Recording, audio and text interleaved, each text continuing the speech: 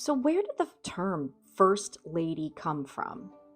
So, we need to clear some things up. On my video that I did of James Buchanan's house, I mentioned his niece was his First Lady. Some of you thought that meant he married his niece.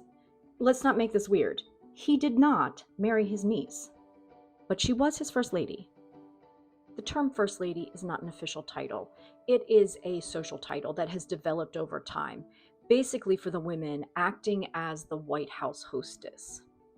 The first First Lady, Martha Washington, she set the tone of the First Lady by hosting events. She was never called the First Lady. Then the term is often connected to Dolly Madison, but here's the catch. She was never called the First Lady during her lifetime.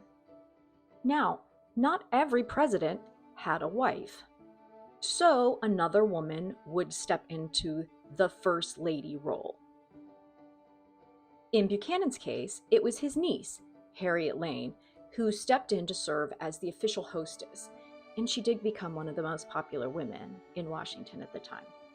But it didn't make her his wife. It made her a social representative of the administration. And that role still evolves today. Eleanor Roosevelt basically took that old hostess model and turned it into a role of a public platform for advocacy and political influence. The role was still unofficial, however. And today, First Ladies do take on public initiatives and advocacy work, but the role itself, still not in the Constitution. So Buchanan being married to his niece was like a misconception that I was kind of shocked about.